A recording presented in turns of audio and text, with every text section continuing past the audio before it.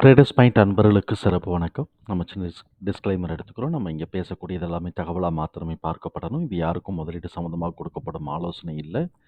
பங்குகளை வாங்கவோ விற்கவோ நமக்கு எந்த ஆலோசனையும் கொடுக்கப்படுறதில்ல. எல்லா தொழிலையும் ரிஸ்க் இருக்கும். ரிஸ்க்கை புரிஞ்சுட்டு எச்சரிக்கையோட தொழில் செய்யணும். எல்லாமே நல்லாயிருக்கும். நம்ம செபி ரிஜிஸ்டர் அட்வைசர் கிடையாது, ஆர்ஏ கிடையாது. நம்மளை ஆதரிக்கிற அனைத்து நல்ல உள்ளங்களுக்கும் நன்றி. வாழ்க வளமுடன். நண்பர்களே, நம்ம இந்த லார்ஜ் கேப் தான் நம்ம அக்சஸ் பண்ணிகிட்ருக்குறோம். லார்ஜ் கேப்பில் நான் இன்றைக்கி ஒரு எலமெண்ட்டு சேர்த்தேன். கரண்ட் ரேஷியோ கிரேட்டர் தென் 1 ஒரு பேராமீட்டர் சேர்த்தேன். அது நமக்கு 5 காட்டிக்கிட்டு இருந்தது, 2 காணாம போய் இப்போ 3 இருக்குது. இதில் நம்ம பேங்க் ஆஃப் இந்தியா பார்த்துருவோம். நம்மளால் எவ்வளோ தூரம் என்னென்னலாம் நம்ம இப்போ முதலீடு பண்ணுறத கொஞ்சம் நல்லா தெளிவாக பண்ணிட்டு போக வேண்டியதானே. அதனால் நம்ம இதை நம்ம இப்போ பேங்க் ஆஃப் இந்தியாவை பார்த்துருவோம். இப்போ இதையே அட்லீஸ்ட் 0.5 மேலே இருக்கிற மாதிரி போட்டோம்னா என்ன ஆகுது? டாடா மோட்டார்ஸ் வந்துருச்சு. 4 வந்திருக்கு. 4 வந்துருச்சு. 4 தான் அப்போவும் காட்டிக்கிட்டு இருந்துச்சுன்னு நினைக்கிறேன். அப்போவும் 4 தான். டாடா மோட்டார்ஸ் எக்ஸ்ட்ரா சேர்த்து வந்திருக்கு. சரி, நம்ம பேங்க் ஆஃப் இந்தியாவும் நம்ம இன்றைக்கி பார்ப்போம். இந்த பேங்க் ஆஃப் இந்தியாவோட இதை நம்ம ஓவர் வியூ பார்த்தோம் அப்படின்னு சொன்னால், இப்போ கரண்ட் ப்ரைஸ் 131 இருக்குது. இன்றைக்கி ரூ. 2 இறங்கி இருக்கிறாங்க. இதோட டியூரபிலிட்டி ஸ்கோர் இப்போ தான் பிக்கப் ஆகிக்கிட்டு இருக்கு. என்ன காரணத்தினால இது இன்னும் சரியாக வரலேங்கிறத நம்ம பேலன்ஸ் ஷீட் அனலைஸ் பண்ணும்போது தெரியும். வேல்யூஷன் ஸ்கோர் இப்போ அதுக்கு உண்டான வேல்யூஷன் இப்போ இருக்குது அப்படிங்கிறதையும் தெளிவாக தெரியுது. மூமெண்ட் இன்னும் பிக்கப் ஆகணும் அப்படிங்கிறதும் நமக்கு தெளிவாக தெரியுது. இதிலேருந்து இவங்க அனாலிசிஸ்ட்லாம் ப்ரைஸ் டார்கெட் கொடுக்குறாங்க. 149க்கு கொடுக்குறாங்க. ஆல்ரெடி பேங்க் ஆஃப் இந்தியா எவ்வளோ வந்திருக்குங்கிறத நம்ம பார்ப்போம். Already bank of India high 156 வந்துட்டு தான் கீழே இறங்கிட்டு இருக்கு. இப்போ இவன் 149னா அவன் கரெக்ஷனில் 149 கொடுக்க போகிறானா அப்படிங்கிறது நமக்கு தெரியல. எனிவே இது இன்னும் மந்த்லி வீக்லியை பொறுத்தவரைக்கும் அப் ட்ரெண்டில் தான் இருக்குது. நம்ம இந்த சைடு பார்ப்போம். இப்போ இவங்க நியூட்ரல் ஜோன் கொடுக்குறாங்க. பிப்ரவரி மாதம் 2ஆம் தேதி தான் ஹை வச்சுருக்கிறாங்க. இண்டஸ்ட்ரி ப்ரைஸ் டு புக் 2.8 இருக்குது. Price to book of the company, இது பேங்க் ஆஃப் இந்தியாவோடது 1.1 இருக்குது. ஸோ இப்போ இந்த இடத்துல நமக்கு கேப் இருக்குது, ஸ்கோப்பும் இருக்குது. அதே மாதிரி இண்டஸ்ட்ரி பிஇ பார்த்தோம் அப்படின்னு சொன்னால் 15.9 இருக்குது. கம்பெனியோட பிஇன்னு பார்த்தோம்னா 9.3 இருக்குது. ஸோ இப்போ இதுலேயும் நமக்கு கேப் இருக்குது. நெட் ப்ராஃபிட் 1930 கோடி ரூபா ரீசன்ட் குவார்ட்டரில் எடுத்திருக்கிறாங்க. இதெல்லாம் இவங்களுடைய ஓவர் வியூ. இதில் கிரஹம் ஸ்கோர் இருக்குது, 192 இருக்குது. ஸோ இப்போ நமக்கு 192க்கும் ஸ்கோப் இருக்குது அப்படின்னு கூட நம்ம யோசிக்கலாம், கருதலாம். ஏன்னா கிரஹம் ஸ்கோர் அட்லீஸ்ட் ஒரு தடவையாவது மீட் பண்ண இல்லையா. கன்சஸில் என்ன சொல்கிறாங்க? ஹோல்டு சொல்கிறாங்க, ஸ்ட்ராங் பையும் கொஞ்சம் சொல்கிறாங்க. ஸோ இப்போ ஆவரேஜாக ஹோல்டு போட்டிருக்கிறாங்க.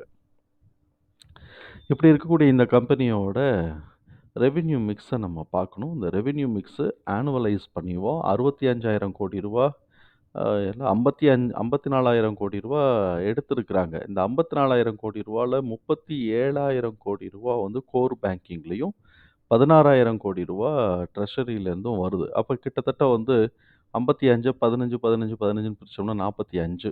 அப்புறம் மேலே அதுக்கு போட்டோம்னா கிட்டத்தட்ட ஒன் தேர்டை ஒட்டி ஒன் தேர்டை ஒட்டி இதில் இவங்க ட்ரெஷரியில் எடுக்கிறாங்க. அப்போ கோர் பேங்கிங்கோட பிஸ்னஸ் இன்னும் என்ஹான்ஸ் ஆகணும். இது எங்கே பாட்டில் நெக் இருக்குங்கிறதையும் முடிஞ்ச மட்டுக்கும் நம்ம கண்டுபிடிக்க பார்ப்போம். இதெல்லாம் தான் இதோட வளர்ச்சியை தடுக்கிறதுக்கான வாய்ப்புகளாக இருக்கும்.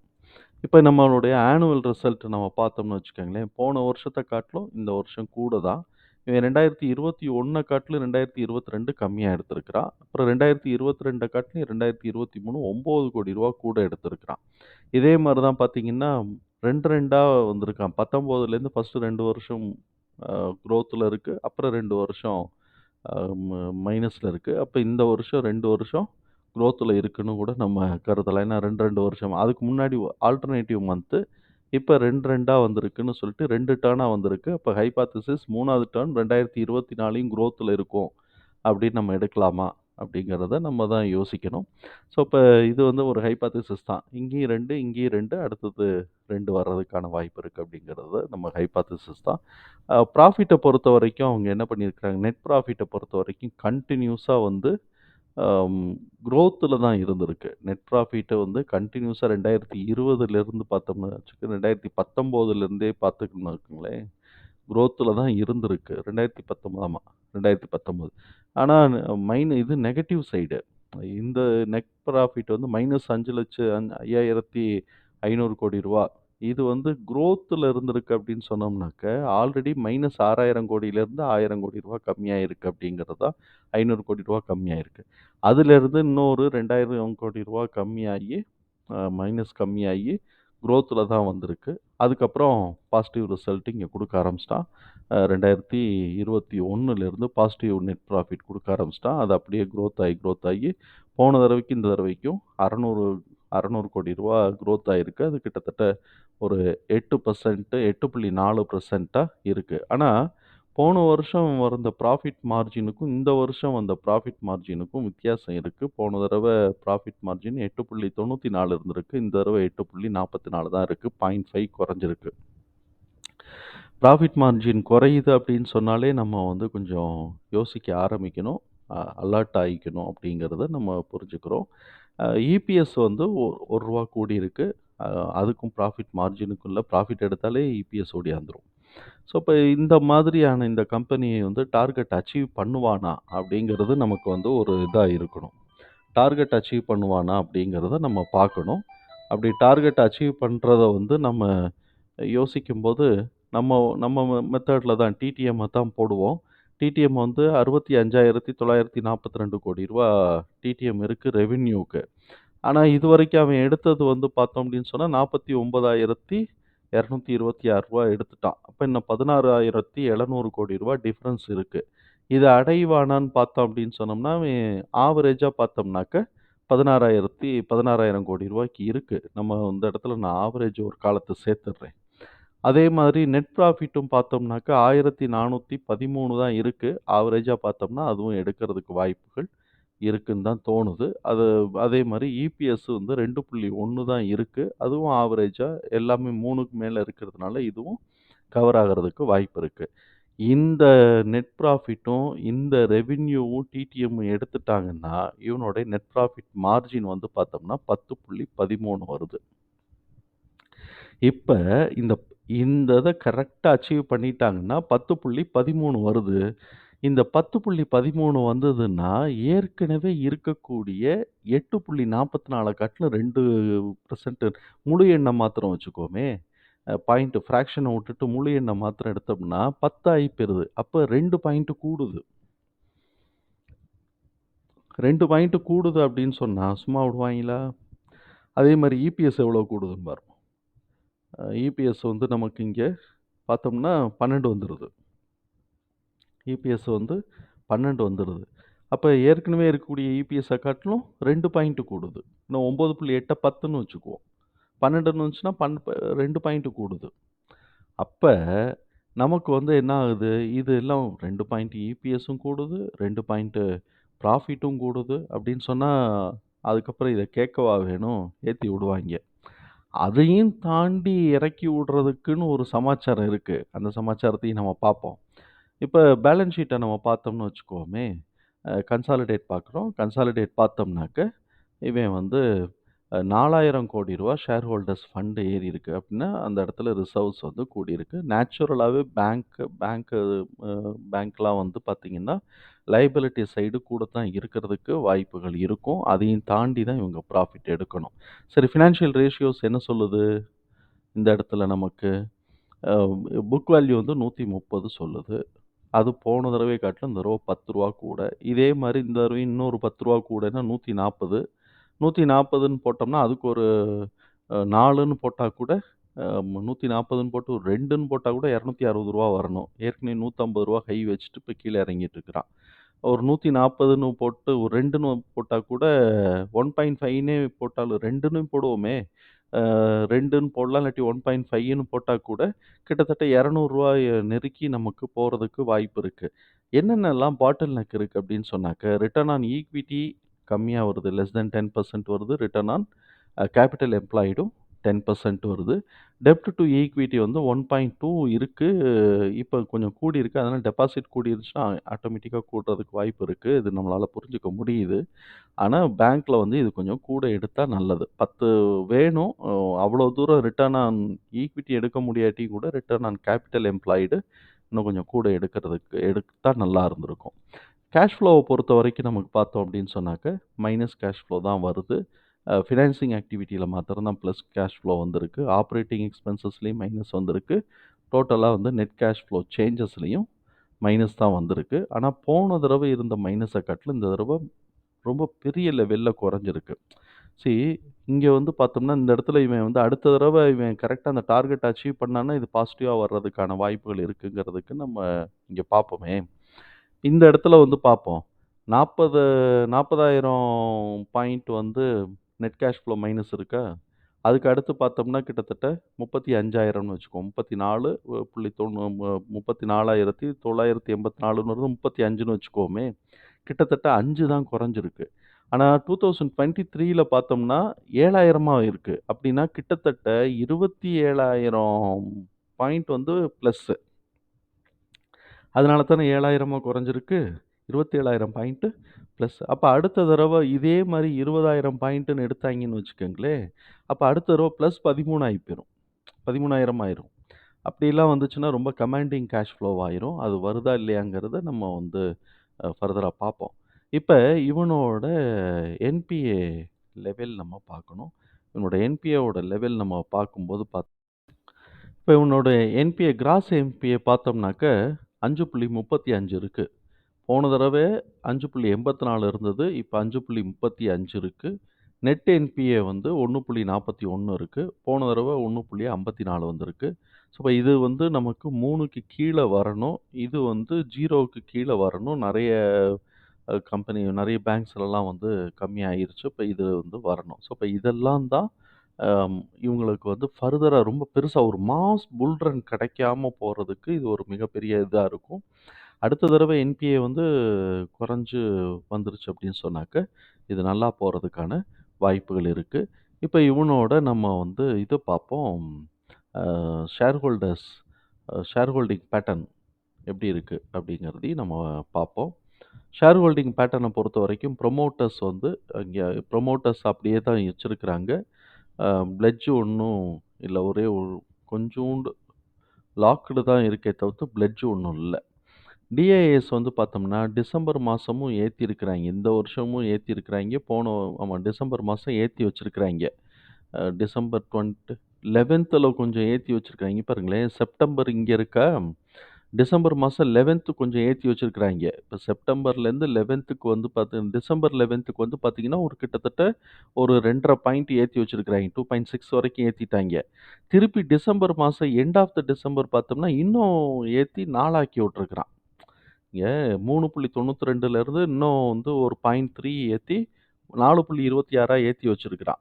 ஆனா எஃப்ஏஎஸ் வந்து இவன் என்ன பண்றான், டிசம்பர் மாசம் 11த் அன்னைக்கு 6க்கு ஏத்தி வச்சுட்டு, டிசம்பர் எண்டுக்கு வந்து பார்த்தோம் அப்படின்னு சொன்னாக்க, அவன் 2 பாயிண்ட் இறக்கியிருக்கிறான். அவன் ஒருவேளை பெரும்பாலும் இந்த மார்ச் மாசத்துக்காக அவன் இறங்கட்டும், கீழ வாங்கிக்கலான்னு சொல்றானா? அப்படிங்கிறது நம்ம யோசிக்கக்கூடிய ஒரு விஷயம் தான்.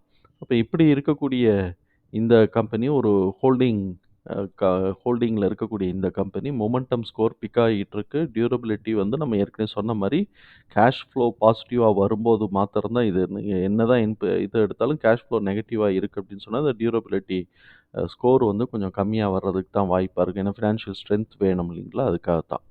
இப்ப இவனோட புக் வேல்யூ 1.5 போச்சுனாலே நமக்கு வந்து பெரிய லெவல்ல வர்றதுக்கு வாய்ப்பு இருக்குன்னு நம்ம பார்த்துருக்குறோம். ஏன்னா புக் வேல்யூ நம்ம ஆன்டிசிபேட் பண்றது கரெக்ட்டா வந்தான்னா 12. இந்த டிடிஎம் அச்சீவ் பண்ணான்னா 12ன்னு வந்துச்சுன்னு வச்சுக்கோங்களேன். இது இபிஎஸ் தான் 12. புக் வேல்யூ வந்து ஒரு ரூ. 140 கிட்டக்க வந்தான் அப்படின்னு சொன்னாக்க, அதுவே நமக்கு வந்து கிட்டத்தட்ட 1.5 வந்துச்சுன்னா கூட ஒரு 220 கிட்டக்க போகும். இப்ப இருக்கக்கூடிய பிரைஸ்லேருந்து ஒரு ரூ. 90லேருந்து ரூ. 100 போறதுக்கான வாய்ப்புகள் இருக்கு. ஸோ, இப்ப இந்த மாரி இருக்கு. இதனுடைய ட்ரெண்ட் வந்து இப்போ வரைக்கும் கொஞ்சம் டவுன் சைடு கொஞ்சமா தான் டவுன் சைடு போயிட்டுருக்கு. இன்னும் பெரிஷ் சைடு போகல. பெரிஷ் சைடு இனிஷியேட் ஆயிட்டுருக்கு. இந்த சைடு வேஸ்ன்னு சொல்றோம் இல்லையா? ஏறிட்டு அப்படியே இனிஷியேட் ஆயிட்டுருக்குன்னு தான் அர்த்தமாகுது. இதில நம்ம ஆல்ரெடி இவங்க வந்து ஹோல்டிங் பேட்டர்ன் பார்த்துட்டோம். இப்ப இவனுடைய வீக்லி நான் சார்ட் எடுத்து வச்சிருக்கிறேன். வீக்லி சார்ட்ல வந்து பார்த்தீங்கன்னாக்க 200 கடந்துட்டான். அதே மாரி moving average low side moving average 200யும் கடந்துட்டான். இந்த சைடு 50 61யும் கடந்துட்டான். இப்ப இருக்கும்போது பார்த்தீங்கன்னா, இப்ப இம்மீடியட்டா கேப்புங்கிறது என்னவா இருக்கும்?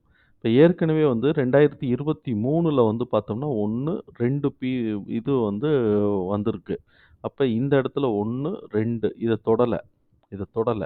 1, 2 இதையும் கூட தொடல. அப்ப இவன் வந்து இந்த இடத்தையும், இந்த பாயிண்ட்டையும் தான் தொட்டிருக்கிறான். அப்ப இதையும் தொடுறதுக்கான வாய்ப்புகள் இருக்குன்னு வச்சுக்குவோமே. இந்த நார்மல் ட்ரெண்ட்லயே போச்சுனாக்க. அப்ப நம்ம இந்த பிவோட் பாயிண்ட்டையும், இந்த பிவோட் பாயிண்ட்டையும் கிராஸ் பண்றதுக்கு வாய்ப்பு இருக்கு. ஏன்னா இந்த வருஷம் 2023க்கு இதையும் தான் கிராஸ் பண்ணியிருக்கான். இந்த பிவோட் பாயிண்ட்டையும், இந்த பிவோட் பாயிண்ட்டையும் தான் கிராஸ் பண்ணியிருக்கிறான். அப்ப அதே பேட்டர்ன்ல தான் இதுவும் இருக்கா, அதனால இது 2த்தையும் கிராஸ் பண்றான்.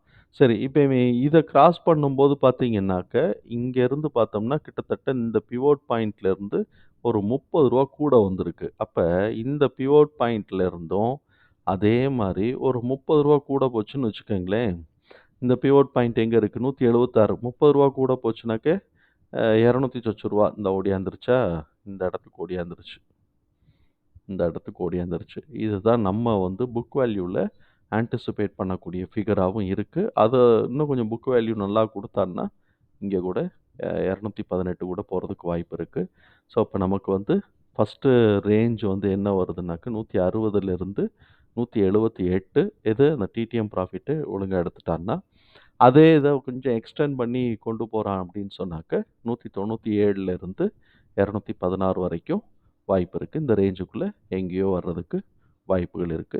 அப்ப எவ்வளவு தூரத்துக்கு கரெக்ஷன் வரலாம் அப்படின்னு சொன்னாக்க, கரெக்ஷன் 128க்கு கீழ உடைச்சா தான். 128க்கு கீழ உடைச்சு, அவன் 124யும் உடைக்கணும். 128லேருந்து 128 கீழ உடைச்சான் அப்படின்னு சொன்னாக்க, நம்ம வந்து இங்க சாலிடா ஓரளவுக்கு 114 வரைக்கும் கீழ இறங்குறதுக்கான வாய்ப்புகள் இருக்குன்னு எதிர்பார்க்கலாம். அதுக்கு முன்னாடி இந்த இடத்துலயே நமக்கு சேஞ்சஸ் இருக்கும்.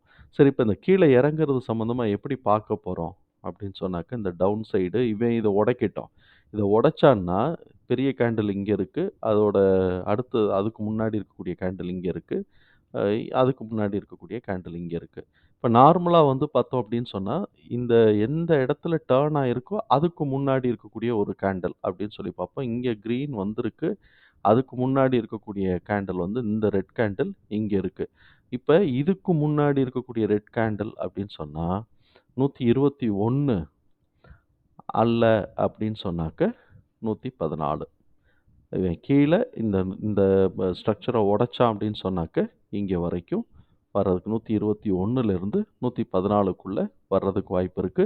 இந்த கேண்டிலோட லோவான 116க்கே திரும்புறதுக்கும் வாய்ப்பு இருக்கு. 119 இந்த கேண்டிலோட நெக் லைனான 119க்கும் திரும்புறதுக்கு வாய்ப்பு இருக்கு. ஸோ, அப்ப இந்த இடத்துல எங்க வேணாலும் திரும்புறதுக்கு வாய்ப்பு இருக்கு. இதெல்லாம் உடைச்சிட்டான்னா கண்டிப்பா வந்து இத தொடுவான். இந்த இத தொடுவான். ஆனா இவ்வளோ தூரம் கீழ இறங்க போறானான்னு தெரியல. சொல்ல முடியாது. மார்ச் மாசத்துக்கு இவங்க அடிக்கணும்னு பிளான் பண்ணாங்கன்னா, இங்க வரைக்கும் அடிச்சுட்டு மேல ஏத்துவாய்ங்க. இல்லாட்ட இப்ப சாதாரணமா இப்படி வந்துட்டு உடனே அப்படியே நார்மல் கரெக்ஷன்ல மேல ஏத்துனாலும் ஆச்சரியப்படுறதுக்கு இல்ல. ஸோ, இப்ப நமக்கு இங்க கிளியர் ரெஃபரன்ஸ் பிரைஸ் இருக்கு. இந்த இம்மீடியேட் ஹைட் வந்து பார்த்தோம்னா, வீக்லில இம்மீடியேட் ஹைட் நம்ம வீக்லில பார்த்தோம்னா, இந்த 2 பாயிண்ட் இருக்கு.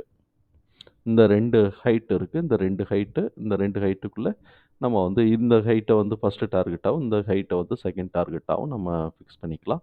அ வச்சுக்கிட்டு நம்ம பார்க்கலாம். அதுக்கு மேல போகுது, போகலைங்கிறது அப்புறம் நம்ம பார்ப்போம். ப்ரொவைடட் நமக்கு வந்து இந்த இது வந்து டிடிஎம் வந்து அச்சீவ் ஆகணும். அச்சீவ் ஆயிருச்சுனாக்க, என்பிஏ வந்து கிட்டத்தட்ட நமக்கு 10 கிடைக்கிறதுக்கான வாய்ப்புகள் இருக்கு. நமக்கு தகவல் வந்து பயனுள்ளதா இருந்ததுன்னா, ஷங்கருக்கு ரொம்ப சந்தோஷம் தான். நம்மள ஆதரிக்கிற அனைத்து நல்ல உள்ளங்களுக்கும் நன்றி. வாழ்க வளமுடன்.